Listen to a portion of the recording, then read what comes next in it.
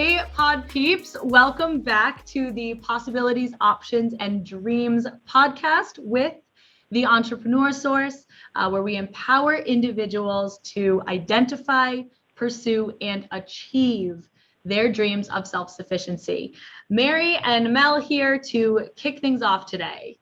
Awesome. And we're glad to be back. And it's not just us in the studio, we're also talking with Marissa Frois and Tamara Loring. We're really excited to pick their brains today and have a very invigorating conversation around the FWords. And we'll learn a little bit more about what that is in just a second. But Marissa Frois, Strategic Integrator, Tamara Loring, Brand Ideology. Do you guys mind introducing yourselves a little bit and what you guys do with TES?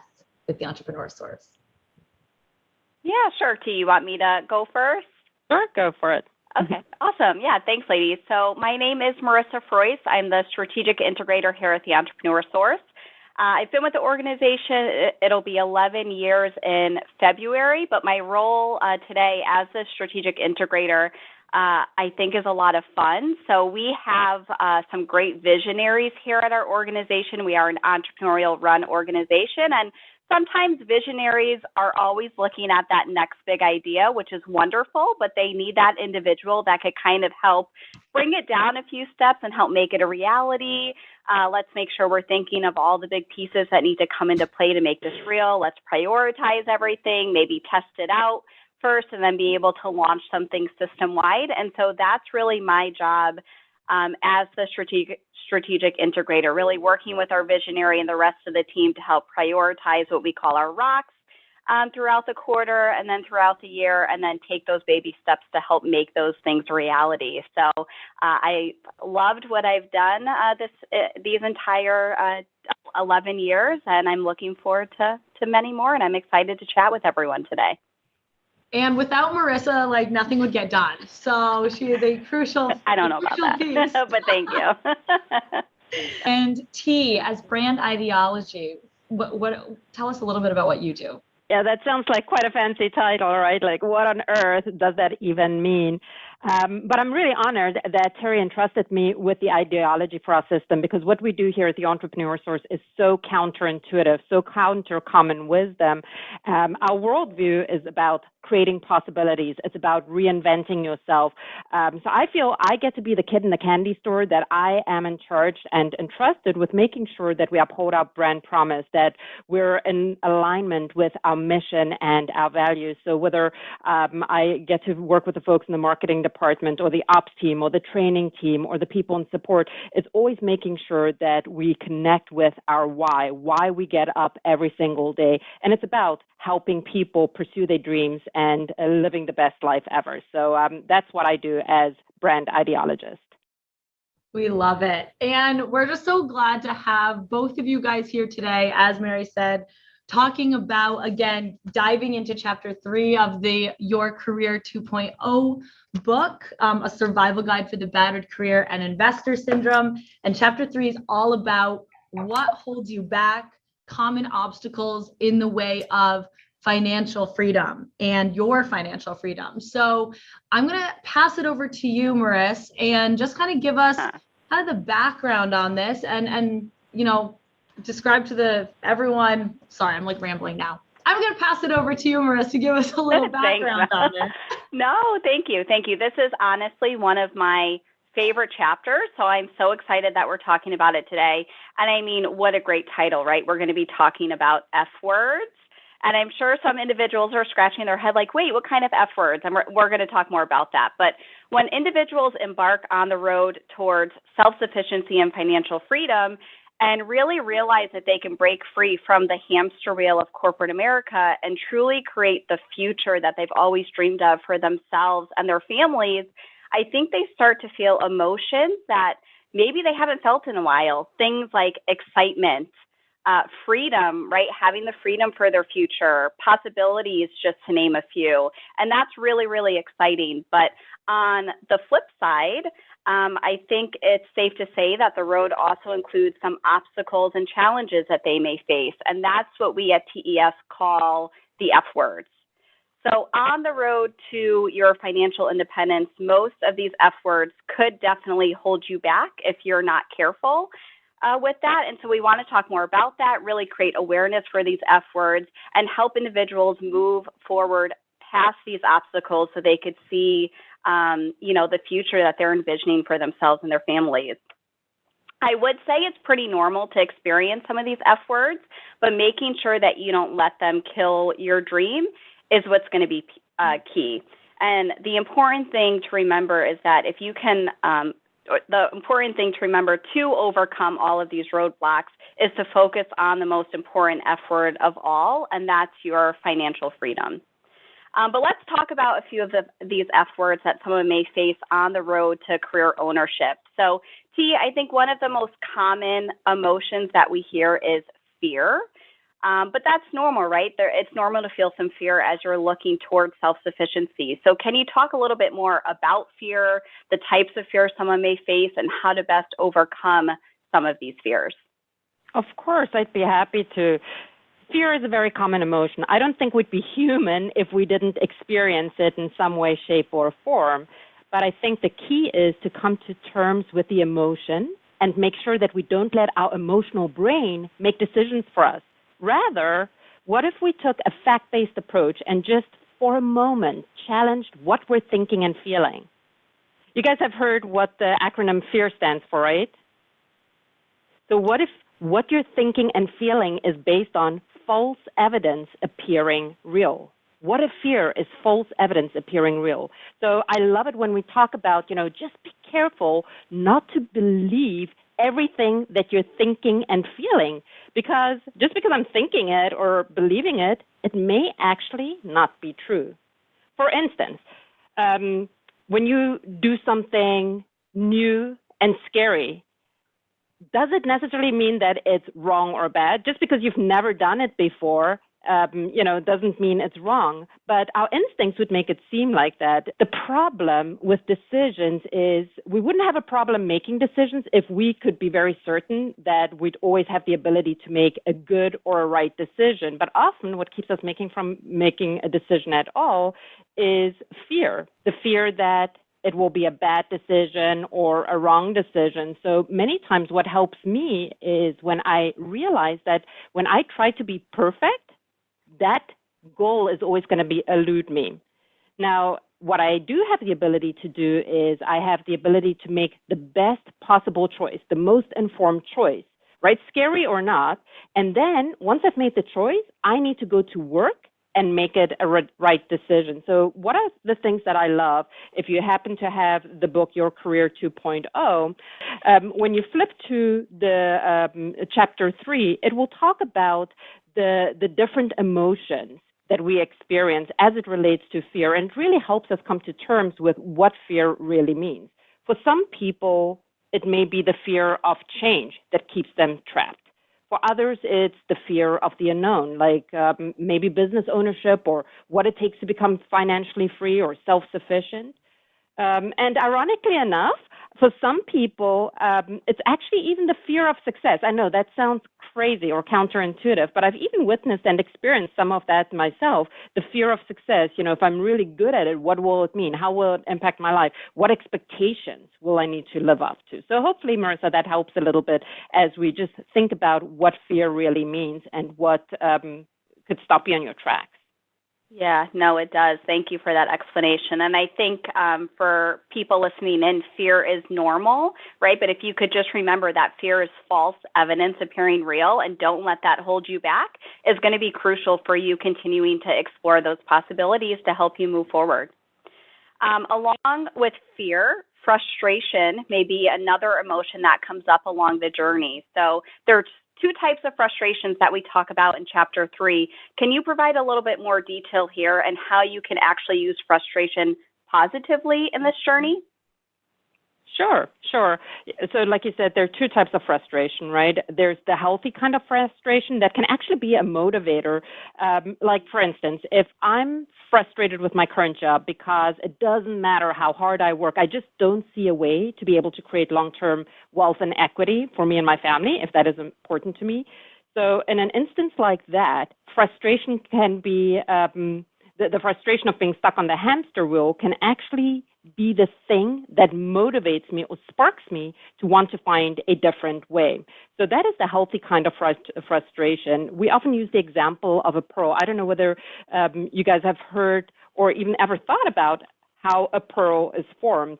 It starts off with a grain of sand in an oyster, and it's an irritant that over time then turns into this beautiful treasure. So if you think about the frustration you're experiencing right now and think, perhaps there's a reason for it. Perhaps this is what I need to experience so that I am motivated to change for the better. So that is the healthy kind of frustration that can actually propel you to do something that breaks you free from this rat race or this never-ending hamster wheel where you're not making any progress.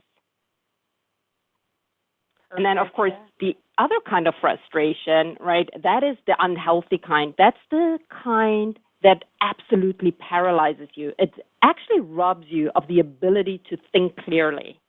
You may be feeling at that moment in time that, oh my gosh, anything and everything is insurmountable and nothing is possible.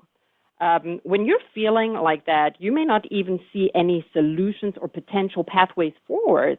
And even though I don't have a magic wand that can make everybody's troubles and concerns vanish, what I can do is encourage you to become aware of your mindset when you're thinking that. I think it was Henry Ford that said, whether you think you can or whether you think you can't, either way, you're right. So think back to the acronym I just mentioned. What if fear is simply false evidence appearing real? I love it when our founder talks about, turn your frustration into fascination. And I have to tell you guys, every time I feel frustrated and I think, wow, instead of, isn't this frustrating? Wow, isn't this fascinating? How can this possibly be true? I feel like that almost is the magic, because just like magic, my perspective starts changing when I think of something being fascinating rather than frustrating, and my attitude changes. And then the amazing thing that happens is, rather than just seeing obstacles and things feeling insurmountable, I start seeing things for what they are. I start seeing solutions. I start getting inspired, and I can start seeing what's possible. So, yeah, those are the two types of frustration: the unhealthy kind that could actually trap you, and the healthy kind that actually propels you to move forward. Yeah, that's awesome, T. Thank you so much. I'm so glad that you spoke about the frustration into fascination, because that's one that our visionary says often, and I've used that so much in work life, but even in my personal life too, right? When you're frustrated, I just take a deep breath and say, okay, how can I turn this frustration into fascination and kind of get my mindset in the right space? So I'm so glad that you brought that one up. These next two F words are probably my favorite, because I think it's so astonishing when people read it in the chapter, and that's friends and family. Could be an F word, right? What we call crabs in a basket, which I know you're going to talk a little bit more about. But I think for an individual, you're on cloud nine. You're so excited. You're exploring these possibilities of your future. Why wouldn't friends and family be on board with that and kind of experience that excitement with you, right? But is that always the case? Are friends and family always as excited as the individual? T, what are your thoughts on that? Oh, gosh, yeah. We probably could write an entire book on just that phenomena itself. We actually even have a postcard that explains the phenomena, and it says, any resemblance to your family and friends is purely metaphorical, right, referring to them as crabs. With one crab in the basket, you need a lid, but filled with crabs, there is no need. When one tries to climb out, the others will pull it down. So while it's important to share your dreams with family and friends, they may not always understand or support you. Often when trying to be supportive, caring family members or friends can pull you down. That does not mean that they don't love you or care about you. It's a normal reaction to change. So is it normal? Does it happen? Absolutely. So the real question is really, why? Why does this happen? So what I've seen is, let's say you're frustrated with your career and you feel like you're in a dead-end job. Many times people internalize that and they think it must be me. Maybe I'm just not qualified enough. Maybe I'm not good enough. And God forbid I share with my spouse or my significant other how unhappy I am with my job, right? It's one more worry for them to, digest. So let me just deal with it myself. So as I know that life cannot go on like this, I may start learning and exploring and educating myself on how to break free from this hamster wheel. The challenge with that is if I don't share how I'm thinking and feeling with my significant others, as I'm starting to evolve, as I'm starting to see different possibilities, and then one day I say to Mike, hey, Mike, do you know what? I think I'm going to start a business, my own business, or I'm going to quit my job and do that. He's going to think like, oh, my gosh, Tamara, did you just go mad? Where did that come from? Right? So in that instance, how can I expect them to support me if I've been going on this journey by myself in solitude? So it is good to involve significant others and spouses so that they can at least understand what you're thinking and feeling. And even if they're not the ones who have this dream to be self-sufficient, or they're not the ones who have the dream to be a business owner, at the very least, they can be supportive. But if you suddenly just spring it on them, yeah, they're going to think you just went berserk or nuts, right? Yeah. So that is one instance that I see. And I'm sure you've got stories to tell, or Mel and Mary, you probably have stories to share there too. Yeah, 100%. I think the friends and family one is so interesting because you think, oh my gosh, they'd be the most supportive or whatever it is. But going back to that whole mindset shift, it's just almost subconscious. And a lot of times too, I feel it's just it can be part of just the family story. Like for example, I know like just within our family, like it's just normal. Like you go out, you get a job, you work, and you're just working towards retirement. And, there is that kind of mentality that's the way it should be. And again, that's kind of how you grew up and what we learn in school and all these different things. My friends, there's not a lot of them who are like entrepreneurial or striking out and starting their own business. So it's also just part of the story that we tell ourselves, or that's part of our family. But being able to you could actually be the catalyst in your family that kind of changes that narrative, but you also do want to make sure that you kind of bring them along for the ride as well. And I think that's a great point, T. And one of the things that you just spoke about makes me think, just because it's different doesn't mean it's wrong. So if your current career is giving you a lot of pleasure, giving you purpose, and, you're happy, then so be it.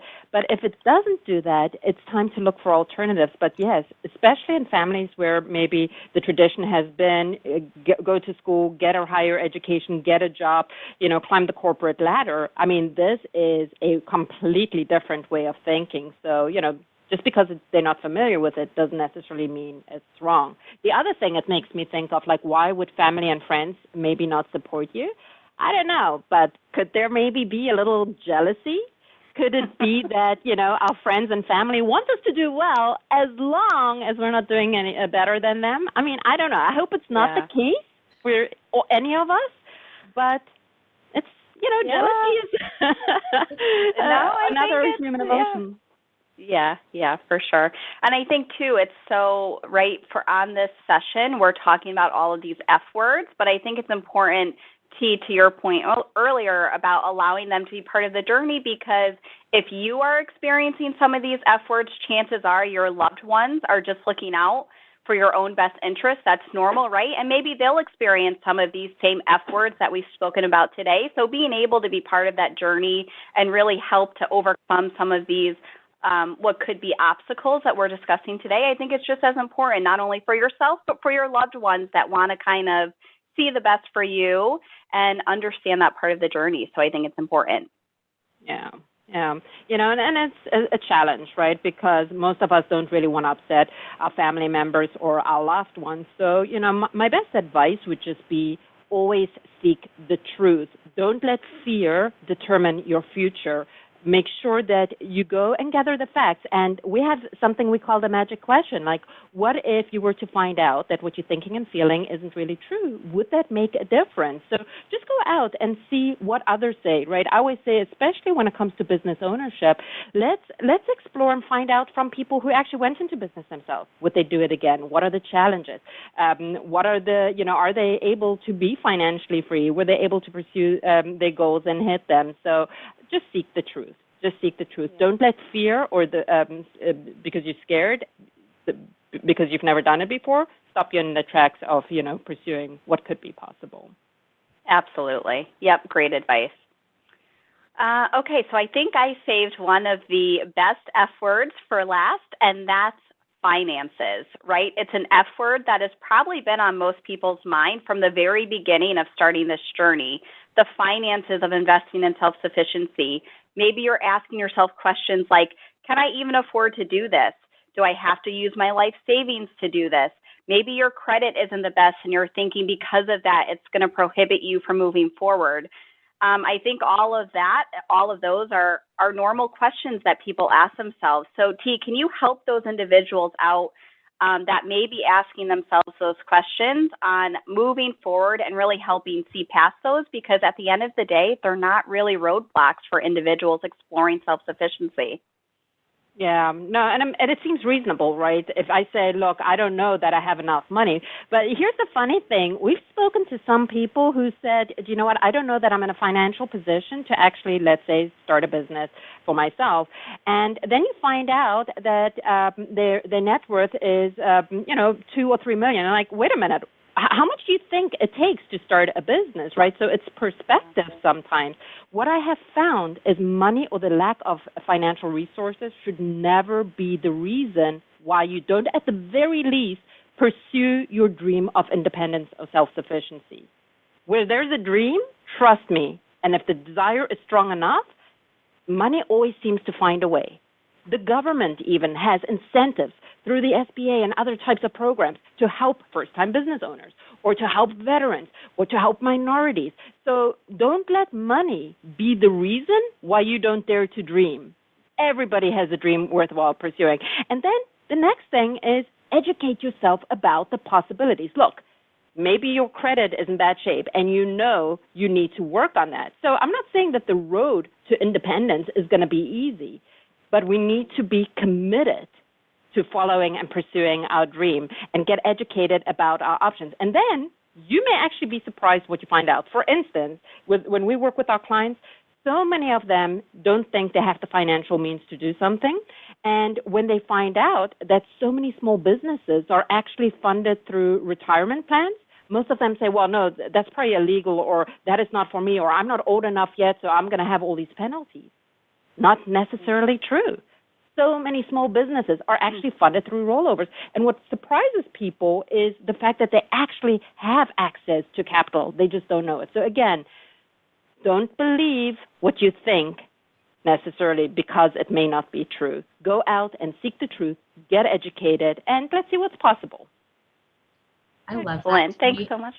Oh, Go yeah. ahead, Mary. No, I a couple of things you said there just about don't let finances be the reason that you don't dream, and also to educate yourself on the possibilities. And I think if someone has, I almost see these as like building blocks, right? So maybe start with yourself. What's that fear? The false evidence appearing real for yourself. What is it that you're telling yourself? I can't own a business because, I can't go into self-sufficiency, I can't achieve self-sufficiency because, and start there. And then once you're aligned with yourself, okay, do I want self-sufficiency so much that I'm willing to work through these different fears, right? These different F words. Then when you go to your family, right, whether they're supportive, whether they're critical, whatever it might be, if they're voicing the concerns that you've already worked through, you can say, thank you, right? I know you're coming from a place of love, but I'm going to keep doing this anyway. And then same with the finances, right? If again, it's, I can't go into business for myself because I'm not financially stable enough, or I have to be at this milestone. Okay, take that for what that is. But like you said, there's no harm in at least educating yourself in what those possibilities are, and then you can back into it, right? It might not be that you open up a business tomorrow, but at least now you know what you have to do to get there. And just breaking down those barriers one by one, I think it comes down to the education and being willing to explore what the options are so that you can achieve your end goal. At the very least, even if you just take that one formula we spoke about, right, and rather than being frustrated that I can't do this, I can't do that, and I will never be able to do, X, Y, and Z and be financially free, turn that frustration into fascination. Wow, I wonder how others have done that. Was everybody who's a business owner today, were they born wealthy? Or were they able to bootstrap it, and were they able to surround themselves with dream catchers as opposed to dream stealers, right? So just at the very least, just work on your mindset and say, am I creating a self-fulfilling prophecy by telling myself this cannot be done? Or am I seeking possibilities, and am I looking for a way to make it possible? Awesome. Thank you, T.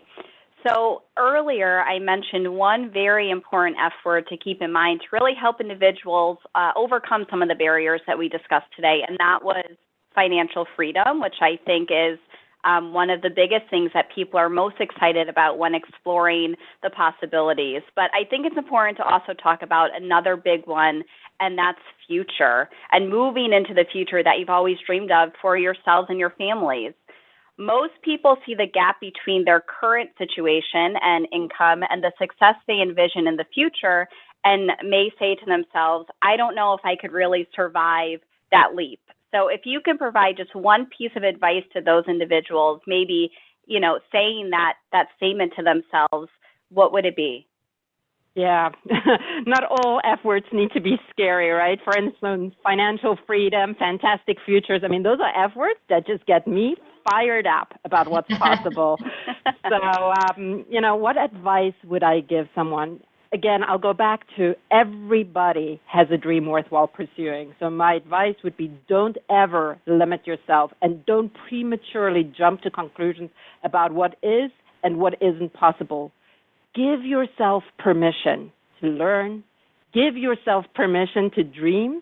And hey, why not engage a career transition coach? Somebody you could use as a sounding board. Sometimes it's better to have a coach who's not a family member or a friend, because they don't have any of that baggage or perceived notions about what can or cannot be done. And then the other thing is, if you are going to engage a coach, be open to coaching.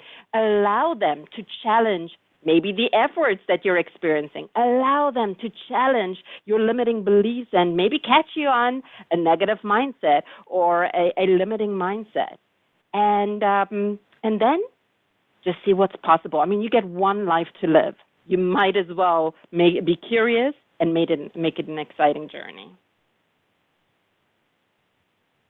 Fantastic.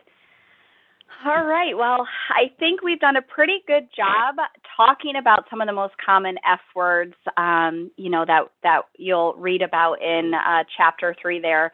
I think these F words we spoke about and these emotions are normal, but what you do with them to move forward and overcome them is going to be key to really educating yourselves and just exploring those dreams of self-sufficiency.